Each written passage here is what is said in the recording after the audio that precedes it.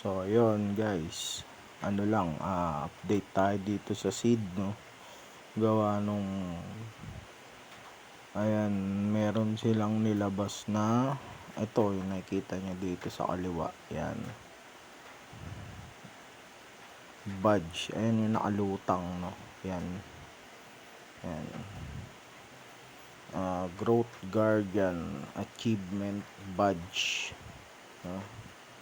Ito daw yung pinakasusi ng airdrop, no. So kung hindi ka magkakaroon ng ganito, hindi ka makakakuha ng airdrop ng seed. So yan, no. Paano ba yung unin? Ayan, sa baba. Kailangan mo daw ng 2 friends, no. So at least 2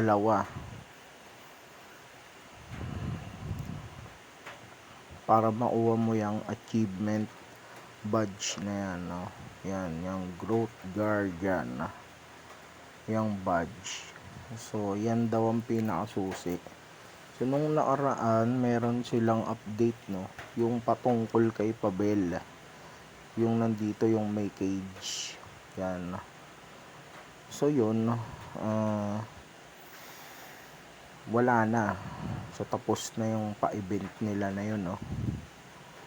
Hindi ko alam kung may achievement na nakuha doon, gawa nung hindi ko naman alam kung paano magkaroon ng susi. Ang sabi nila, kailangan daw na sa guild ba o sa friends, no, na kung may maglagay o kaya may mahunt yung ibon mo, no.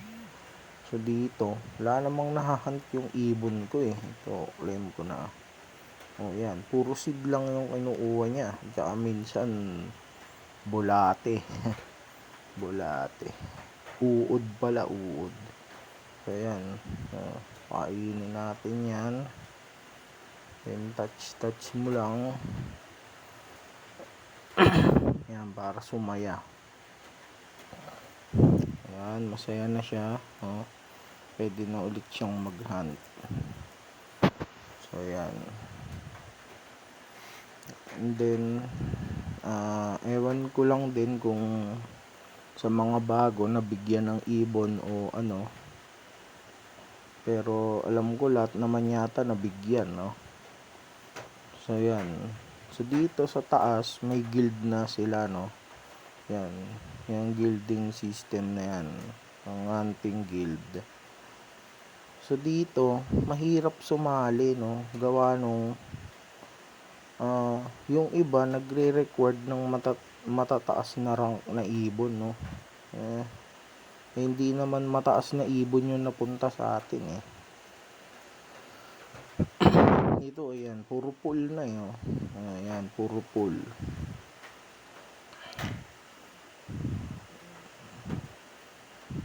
Diba? So ayan, may bago.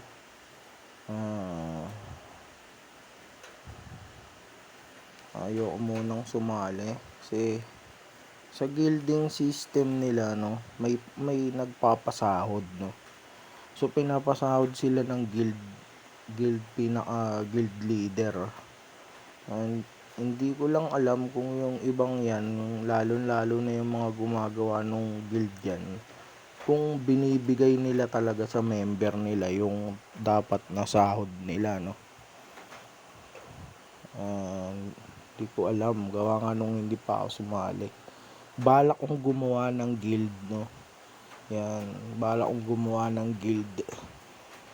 So comment kayo sa baba kung gusto nyo sumali sa guild, kung meron na ba kayong guild o wala pa, no. Hirap din kayong sumali.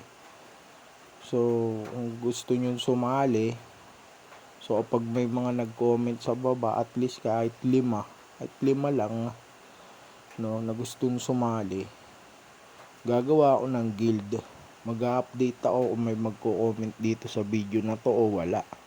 So kung wala, hindi na ako gagawa, sasali na lang ako sa iba. Pero kung gusto nyo sumali, mag-comment kayo sa baba, no, para ituloy ko yung guild na yan, o hindi. So ngayon, ito yung kailangan nating mauwa.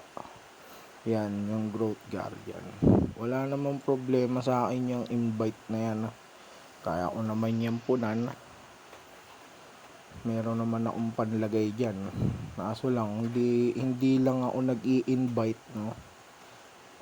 Hindi lang ako nag-i-invite. Gawa nung chinecheck ko kung pwede bang makakuha ng airdrop kahit na walang friends, kasi yung iba naman pwede naman kahit wala so yun, diba? Kaya trinay ko, pero since kailangan nga nila ng friends, maglalagay ako ng friends dyan para mauwa ko yan so yan, in-update ko lang kayo, no? Yan, baka hindi nyo pa alam or baka hindi na kayo nagbubukas, no? So yan, nilabas na siguro nila yan, siguro malapit na sila ding mag-airdrop, no? So kailangan nyo din i-connect na yung wallet nyo, kasi nung nakaraan din nag last call na sila nung connect wallet, no? Parang isasara na nila yung pagko-connect ng wallet. And then siyempre pag wala ka na connect na wallet dyan, hindi ka makakuha ng airdrop nila. So yun, kaya nag last call sila noon, ewan ko kung hanggang ngayon pwede pa naman siguro. So yan, connect nyo na din yung mga wallet ninyo, no? Yan, no? At yan, asikasuhin nyo tong badge nyo, no? Yan, badge. Asikasuhin nyo na din yan para makakuha na kayo, no? So yan, pinakita ko lang muna para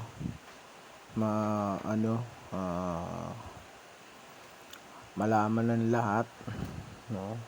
Kung kailangang ipaalam para sabay-sabay nating malaman o makatanggap ng airdrop, no? Sa nila, sa darating na airdrop nila. So hindi natin alam kung ano ba yung airdrop nila, kung paano sila magbe-base, no?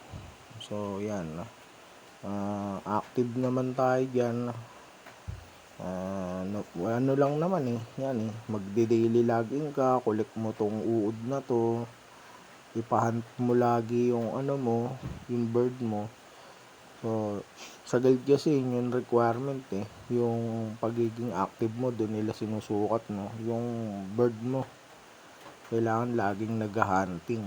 So yun, ayan.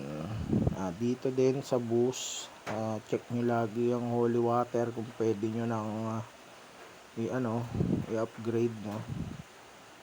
So dito huminto yung upgrade ko sa level 4, no?